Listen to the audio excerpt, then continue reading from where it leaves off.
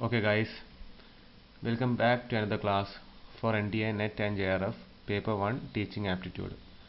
Okay, we have already completed 3 classes for Teaching Aptitude. This is our 4th class. So in this class, what we are going to look is factors relating to learning. Okay, factors relating to learning. In the previous class, we have already taken the factors relating to teaching. Okay, so in this class, we are starting with factors relating to learning.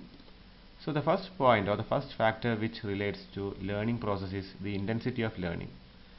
How active you are while you are taking classes and all. Okay, then only the learner can have a better result in learning. Okay, there should be intensity. Dullness will not help you in learning. Okay, so there should be intensity in learning. The second point is the retention power. Okay, so retention power is variant with each individuals. Some may have greater retention power, some may have very low. So the first point has a significance or has an importance in retention power. If you have an intensity, if you have higher intensity of learning, if you are giving your 100% to learning, then you will definitely have a better retention power or a retention capability to that particular concept or subject. Okay, so the second factor is retention power. The third one is joyful learning. You have to learn something joyfully. You need not stress yourself while learning. Then you cannot have a much better result while you are learning. Okay, the third point is joyful learning. The fourth one is the scope of cognitive development. How well your intelligence is. Okay, that also helps in learning. Okay, then the fifth point is self-directed learning. Okay, so learning is not about always going to a teacher. It also depends on yourself also. So the fifth point is self-directed learning. The sixth point is self-motivation for further learning. You have to motivate yourself for further learning. Okay, these are the main 6 points of factors of learning. There are also some additional points. Okay, so what are those additional factors? The additional factors, the first one is background of the learner. Okay, it also depends a lot in learning. Okay, from which background a student is coming. Okay, that's the first point. The second point is nature of learning material.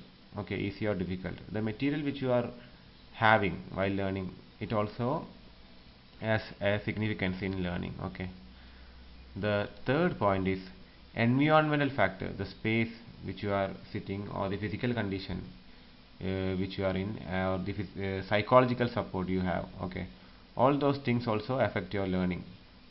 The next point is motivation, intrinsic as well as extrinsic. Intrinsic means your self motivation. Okay, so you are gaining, okay, you are gaining better marks and you are feeling very comfortable or very, what do you say, enthusiastic or very confident while getting those marks. That's called intrinsic motivation.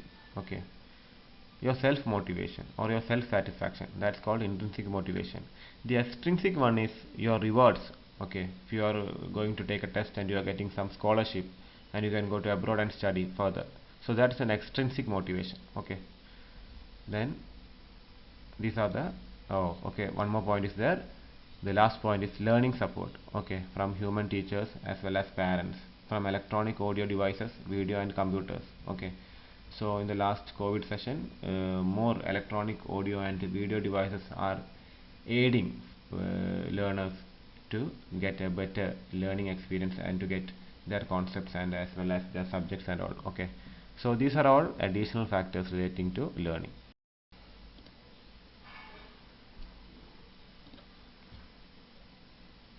Okay, the next point which we are going to look is the definitions or various definitions of learning. Okay, there are different kinds of definitions given to learning by different persons. Okay, so the first one is given by Gates.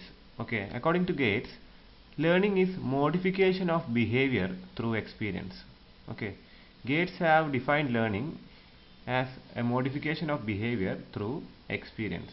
Okay, the second definition is given by Skinner. So according to Skinner, learning is a process of progressive behavior adaptation.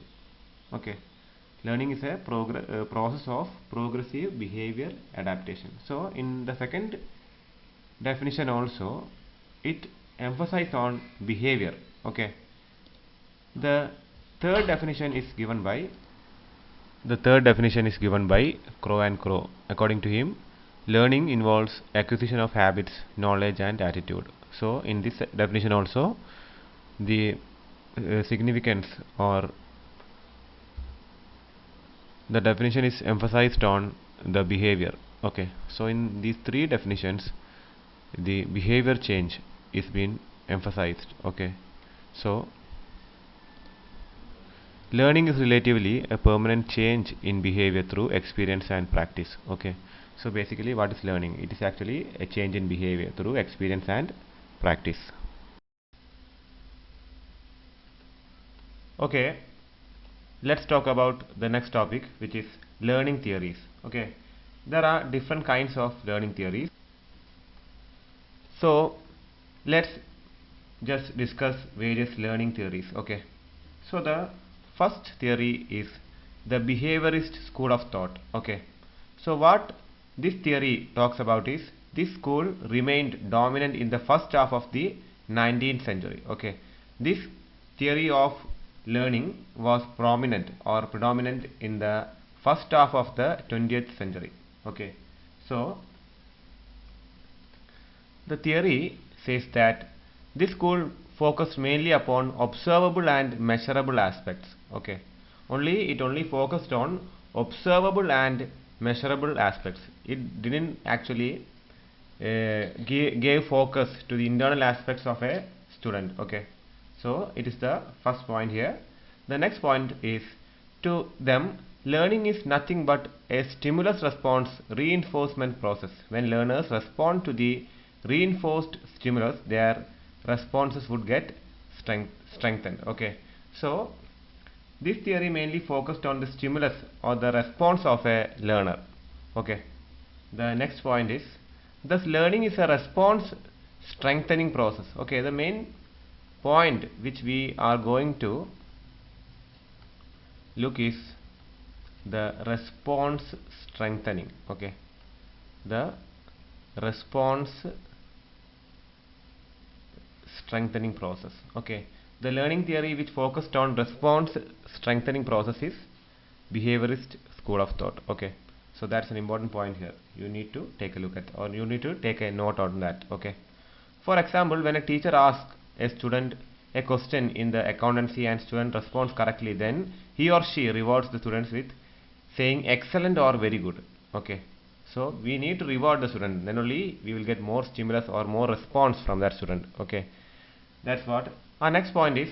This act as reinforcement to the student's response, which gets strengthened. Okay, so while giving rewards to students, it gets reinforced to the student's response. He will be more willing to respond positively, and it will make a great change in the student. Okay, so these are the main points of the behaviorist school of thought. Okay, so the next points are, the behaviorists have put forward three main laws of learning. Okay, the behaviorist school of thought have put forward three main laws. The first law is law of effect. Okay, so what does law of effect says? The law of effect stresses the importance of the effect of a response. Okay, it stresses the importance of an effect of a response. Okay, satisfying results reinforce the response with annoying results. Okay, satisfying results reinforce the response while annoying results weaken it. So if a student is giving satisfying results, he need to be rewarded. Okay, and when a student is giving annoying results, he need to be punished. Okay, so that is what law of effect is saying. The next point is law of readiness. Okay, the law of readiness indicates the student's willingness to make stimulus readiness connection. Okay, so how well a student is ready to be responded, or how well he is ready to respond. Okay, that's what law of readiness is saying about. The third law is law of exercise. Okay, the third law is law of exercise. The law of exercise relates to strengthening the connection through practice. Okay, the term itself is giving what the meaning to the law. You need to be more focused, or you will get more better through your regular practice. That's what law of exercise is giving stress to. So there are three main laws to the behaviorist school of thought. The first one is law of effect, the second one is law of readiness, and the third one is law of exercise. Okay, the next point which need to be looked is the Primac Principle. The Primac Principle is a theory of reinforcement that states that a less desired behavior can be reinforced by the opportunity to engage in a more desired behavior. The theory is named after its originator, psychologist David Primac. Okay, there is a principle developed by psychologist David Primac. It is called as the Primac Principle. Is a theory of reinforcement that states that a less desired behavior can be reinforced by the opportunity to engage in a more desired behavior. Okay, any student can be with a very little stimulus can be achieved more stimulus and more responsiveness through engagement. Okay, that's what Primac Principle is saying about. The next school of thought is Cognized school of thought. Okay, we have already looked at the behaviorist school of thought. Now we are going to look at the Cognized school of thought. So what Cognized school of thought is saying about: the behaviorist paid attention only to observable behavior, while there was no heed to the inner process involving learning. Thus a new school of thought, Cognized school of thought, emerged. Okay, Cognized believed that every subject has a structure. So when information is presented in an organized manner through lecture or demonstration, learners would acquire knowledge and skill. So Cognized believe that everything should be structured properly. The behaviorist only focused on the observable behavior, only the response of a learner. But Cognized is giving stress to the fact that any matter or any content which should be presented to a learner should have a proper structure to it. Okay, and it has to be organized well. The next point is, to them, learning is the acquisition, assimilation and accommodation of knowledge. Learning is acquisition as well as assimilation and accommodation of knowledge and skills in cognitive structure. The next point is, or the next school of thought is Constructivist school of thought. The next school of thought is Constructivist school of thought. Okay, so it gives emphasis on the Constructivist believe that learning is not passive.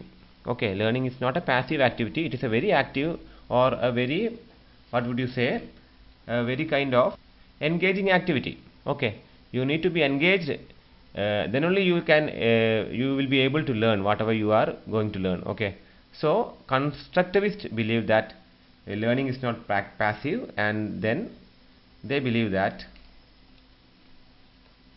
they began to consider learning as personal. Everyone construct his or her own knowledge and skills as a result of undergoing experiences. Okay, so Constructivists believe that every person is different from each other, so the learning process is going to be different in each and every individual. Okay, the next point is, the learning or knowledge continuously gets constructed as new knowledge is acquired. It means new experience is integrated with previous experience. Okay, so what we have learned yesterday and what we have learned today, it will get constructed together as a new knowledge. That's what Constructivist is saying about. The next point about Constructivist are, under Constructivist school, we focus on independent learning. Okay, so this kind of a question may be asked in a JRF or a NET exam, that what kind of school, or what type of, or what learning theory independent learning is promoted. So the answer is Constructivist school of thought. Okay, and experimental learning is also focused on Constructivist school as well as programming. Okay, the next point is The focus is on generalizable skills that are based upon individual discovery. Okay. Discovery learning is constructivist approach based. Okay. So constructivists are mainly focused on discovery learning. Okay. Each individual has to discover the concepts or content which he is going to learn. The next point is, it was introduced by Jerome Berner and is a method of inquiry based instruction. Okay. Next point is, this popular theory encourages learners to build on past experiences and knowledge. Okay. Use the intuition, imagination and creativity and search for new information to discover facts, correlation and new truth. Okay. So it encourages for intuition, for imagination, for creativity and all those things.